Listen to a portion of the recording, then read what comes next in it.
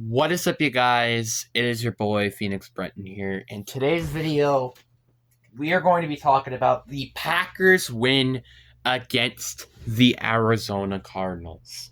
And I'm going to be honest with you, I was very, very scared. Well, not very scared. I was kind of confident heading into this game that we were going to win. Because, again, we were going against Jacoby Brissett, and, you know, their defense isn't that great, in my opinion. And whew, that game scared the ever-loving beans out of me throughout the entire quarter. Before we get into today's video, like and subscribe. We are on the road to getting to 700 subscribers. But anyways, enough said. Let's just get into the video. And I want to start off with our offense. And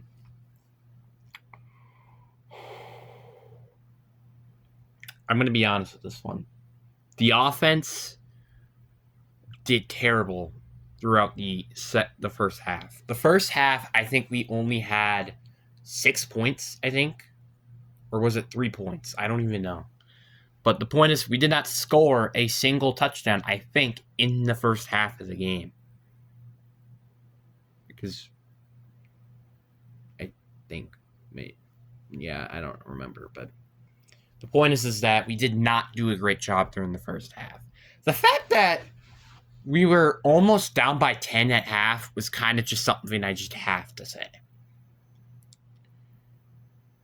The only reason why we won this game was because of the 61-yard field goal, which I will talk about that later in this video.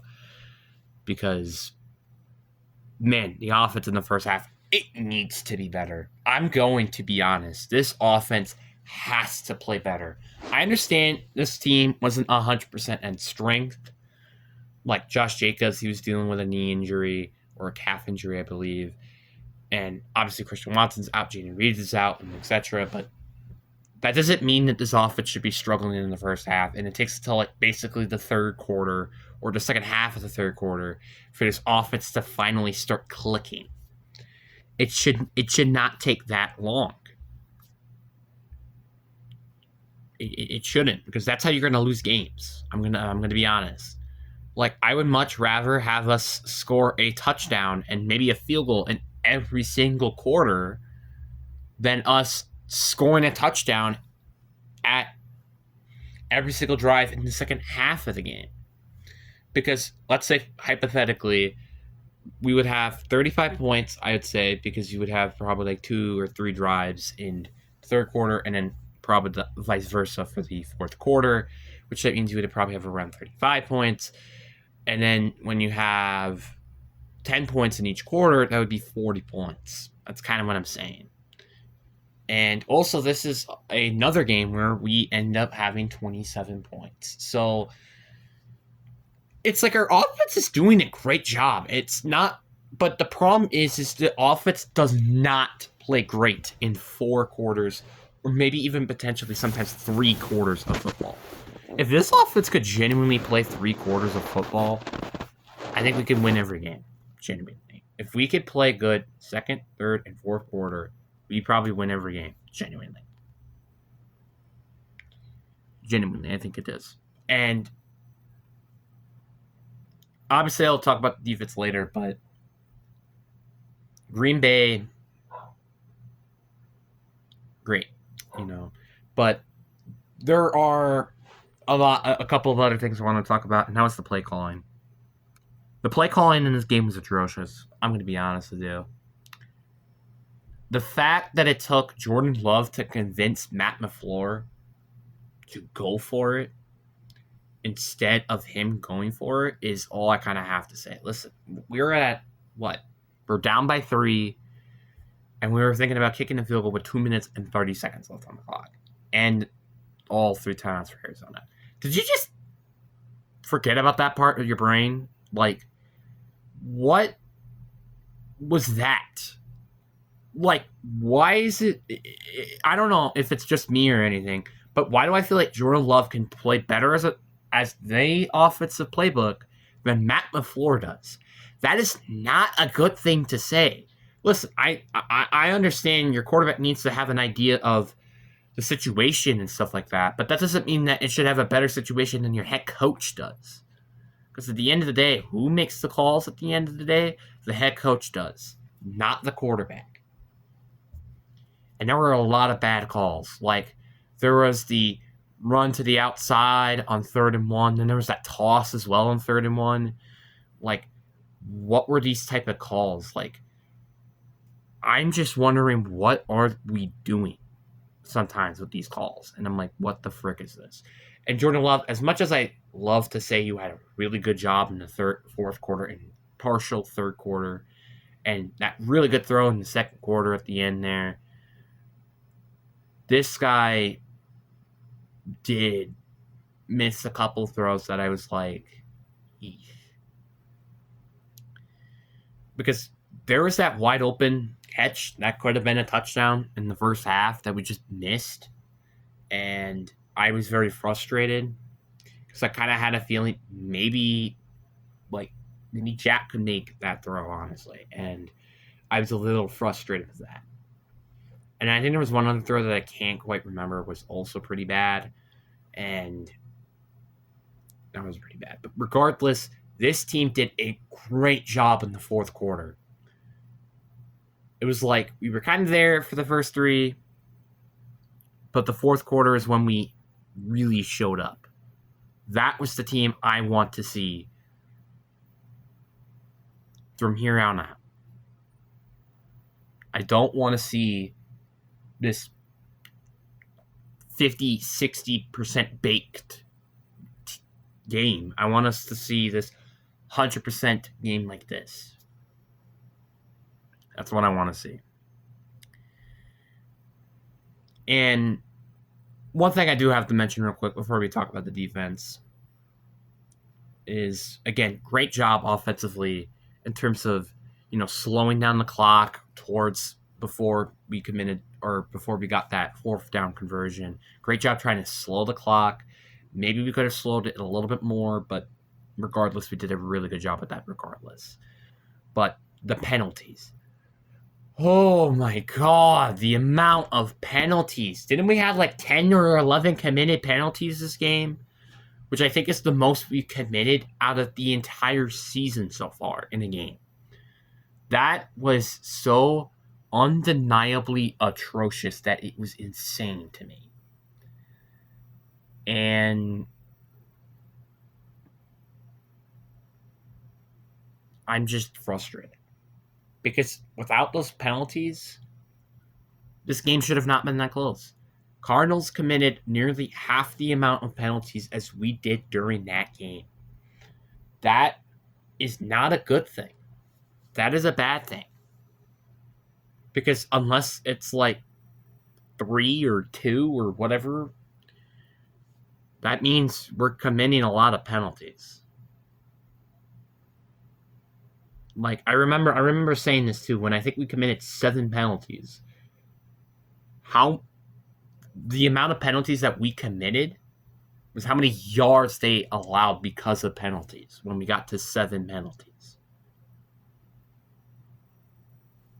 That is literally what I have to say. This is just not fun. We need to clean up these penalties. Period. Especially when we're going against Pittsburgh next week, which I understand they just lost to the Bengals and their defense looked terrible. And to be fair, it's kind of not looked great the entire season. That team is a very good team that will play solid against every team in the league. I'm just saying. And now, before we go talk about the defense, I want to talk about the kicker, because I don't quite remember his name in the top of my head, but we need to bring him back. I'm going to be honest. I want him as the starting kicker for now on. He has had a perfect game for 2 games in a row. And Brandon McManus, as much as I love him, and I think he's a great kicker, this guy has a whole nother level. He is way better with his leg, and he is much more younger than Brandon McManus. Because Brandon McManus, I think, is in his mid-30s. This guy kicked a 61-yard field goal, which was franchise record. Without him, once again, we would have not won this game. Without him, we would have not won this game. And this is the second straight time I have to say this.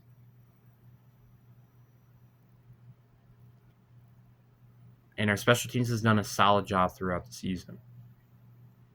Yeah, there was a couple of penalties that we did committed. Like, for example, there was that one big penalty that allowed them to get into enemy territory immediately. But regardless, we did a solid job in terms of the kicking field goals part. And now let's talk about the defense. Before I talk about kind of just how bad this defense was, I want to start off with the good things. First of all, our defense played good enough to win the game.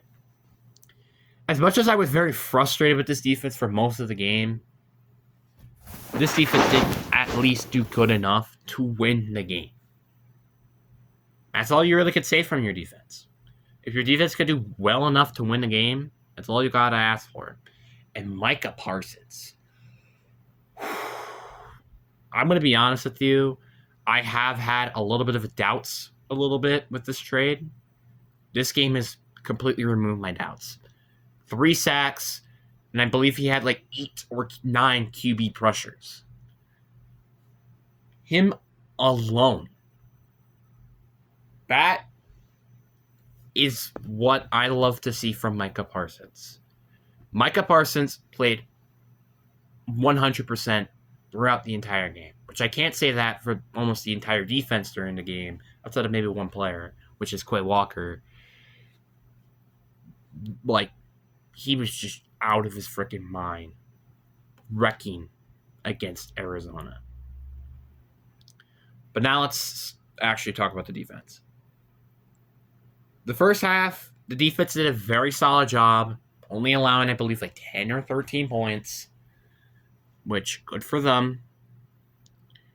But the second half, it was a little bit questionable. Like, again, with how many times that Trey McBride was open. Trey McBride, I think, had like at least one touchdown during the game. And Trey McBride was just getting open over and over and over and over again. It was insane. The end of the second quarter also did not do any favors. The fact that they just cruised down the field, getting open, blah, blah, blah. It was so freaking ridiculous. And the amount of times that Jacoby Brissett was breaking tackles, scrambling, was also so stupid to me. Like, this is not Kyler Murray. This is Jacoby Brissett, and we're making him look like Kyler Murray when he's running with the football, which is stupid to me. So stupid. I understand we committed a turnover on him, but, man, what the heck was this defense?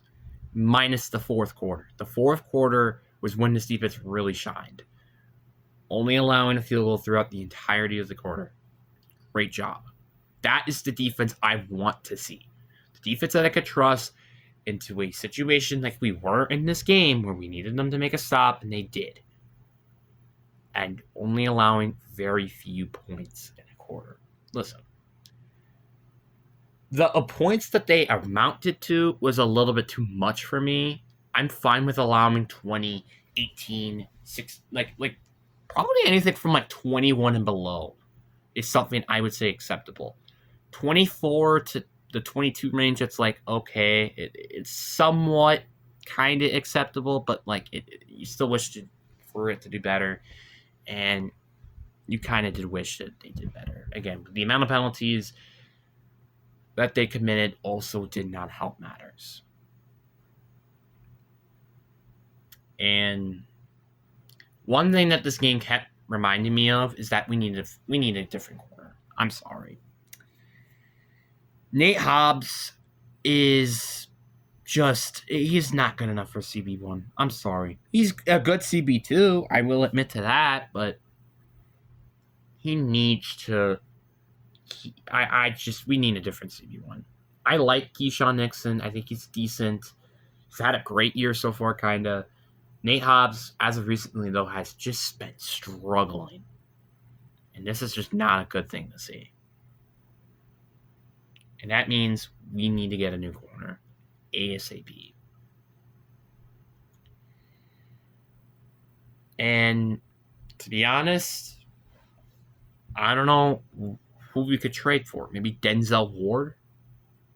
Like, I'm thinking of teams that are bad in the top of my head who have good corners. Denzel Ward, maybe Greg. Well, no, Greg Newsom's not there anymore.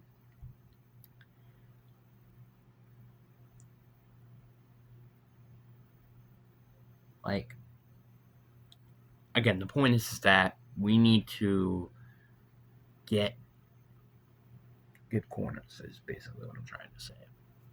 We need to go all in. Like I said, this team can be a Super Bowl contending team. We saw it throughout the first 2 weeks of the season that this team can be a Super Bowl contending team if they put their mind into it, if they put the effort into it.